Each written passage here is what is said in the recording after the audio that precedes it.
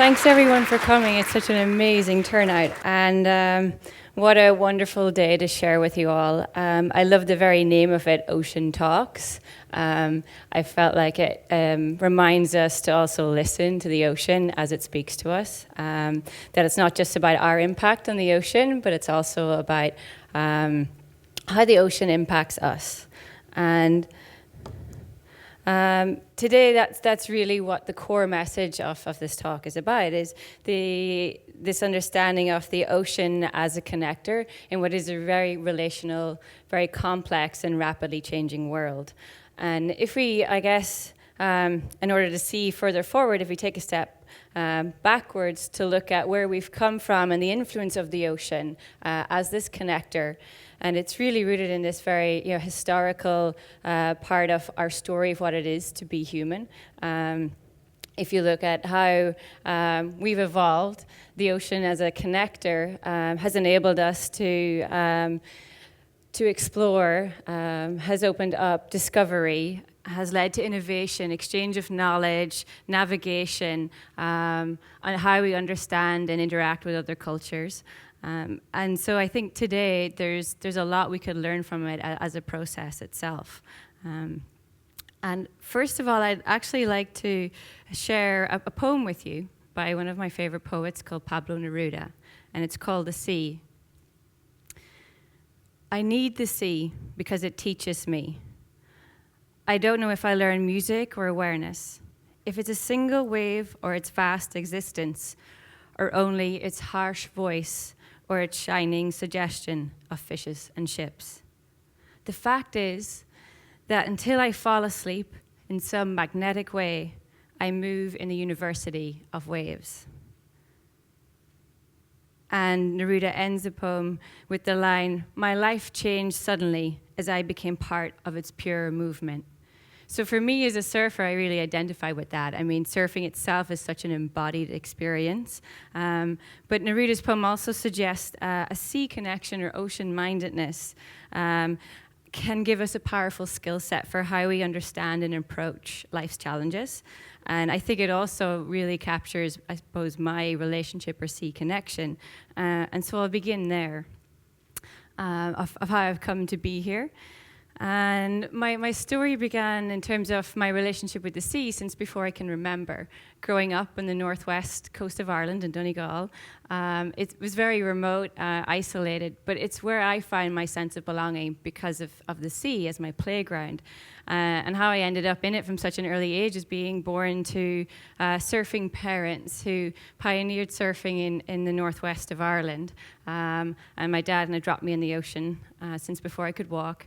And I've been standing on a surfboard since I was 4 years old.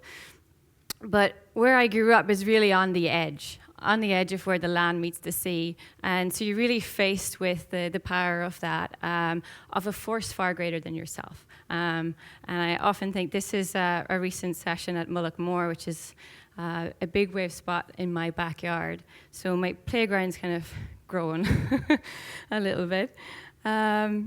But it's that force that's greater than ourselves. And when we're exposed to that, I think it exposes our vulnerabilities. It challenges those aspects of ourselves that we might prefer to keep hidden, because it's very humbling and it kind of strips you of all that baggage that we carry on land when you're in such a real and immersive experience. And so really what the sea taught me, and the stories that I grew up with, that narrative of surf exploration, again, using the surfing as a vehicle to travel, explore, understand new places and people, to open, I guess, my mind, with surfing really only as the vehicle rather than the actual object or the outcome. So what the sea has taught me is the importance and power of connecting with ourselves and each other through the ocean.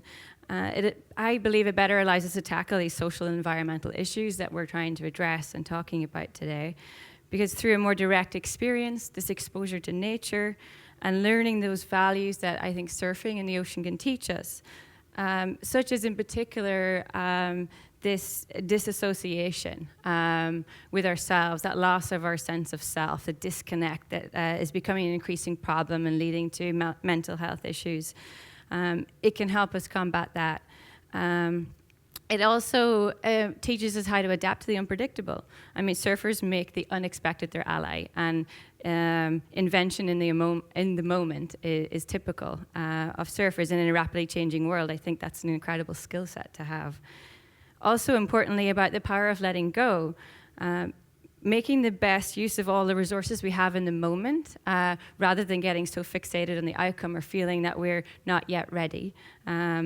So that immersion in the process, embracing that, allows us to be more present, and enter what a lot of athletes and sports professionals will call the flow state. But it's also this sense of wholeness. And what I mean by that is to feel sufficient in ourselves as an individual, but also connected to this force that's far greater than ourselves. And that, I think, is what helps us move beyond self-interest.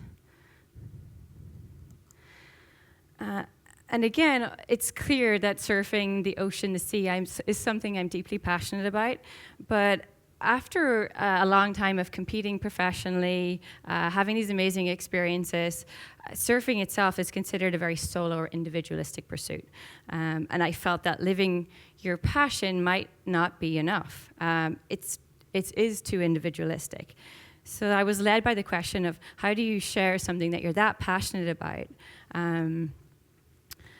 to create this depth of understanding and connection with others.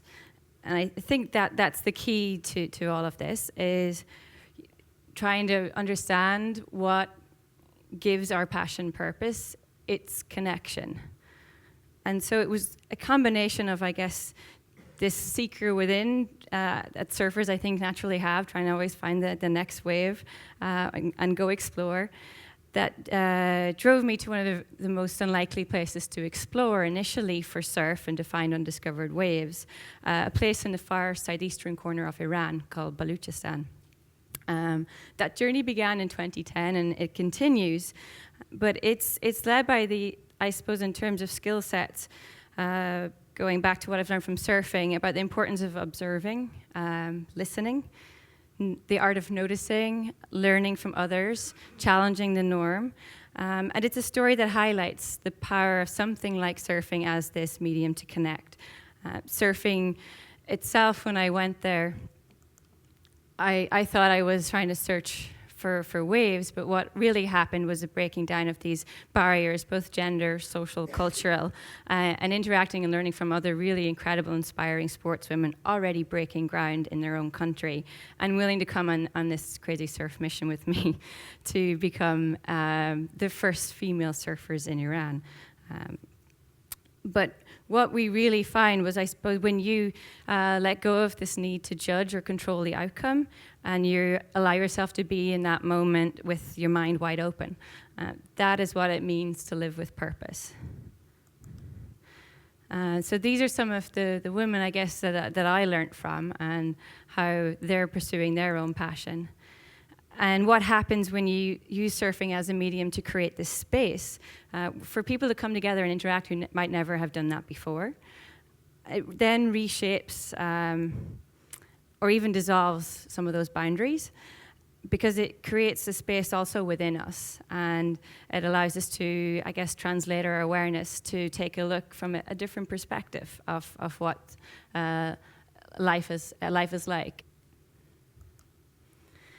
And again, it's a story, I guess, that highlights the importance of and the power of storytelling itself. This is a documentary made about the whole experience of Iran's first female surfers called Into the Sea. It's just been released this year and is available for download on iTunes. But I think what it also highlights is the power of relationship and how we are in relationship with each other, and challenging a lot of those norms and stereotypes that persist, both in the surfing world, in the world of of how we even understand the ocean and our connection to it. It requires, I suppose, a certain amount of risk-taking. And when you do that, when you're breaking new ground, it also, you come up against resistance because it doesn't fit the norm, and people are afraid until you go do it. And then it's a very different thing.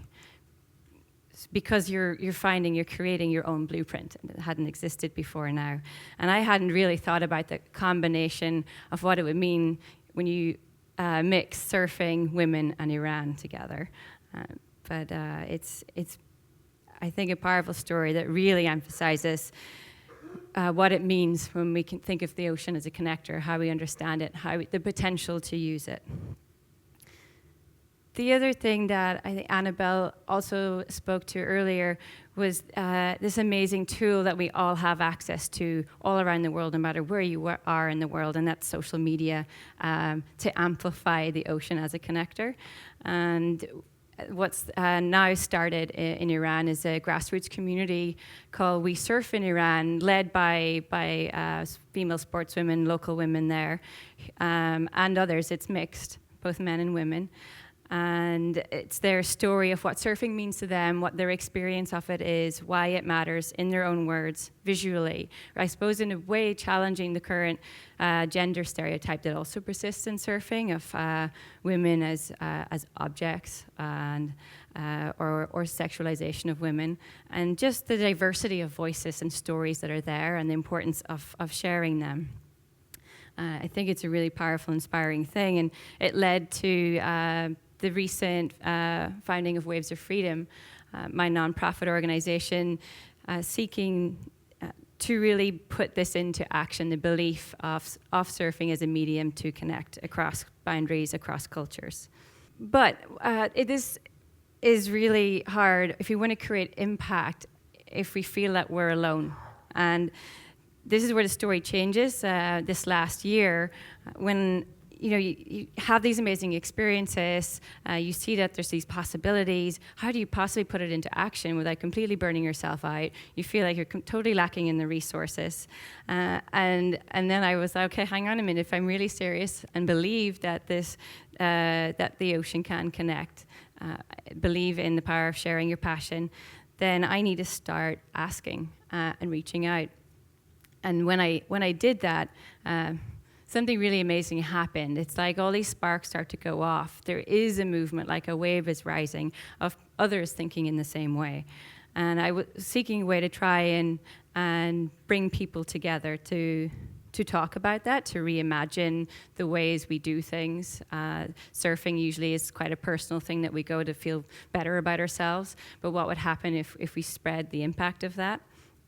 And to that end, I spearheaded the Surf Plus Social Good Summit and led that. Just got back from Indonesia last week, where we had a really successful event that was a coming together of people across all these sectors from all around the world to share stories, and more than that, to challenge, I guess, some of our own assumptions, to think about what motivates us, what is our vision, what impact are we having, both good and bad, by doing what we love, perhaps. But in the end, coming back to this, about the power of the ocean to dissolve those boundaries, both that we put up within ourselves and also between ourselves and each other. And I think I'll leave you there.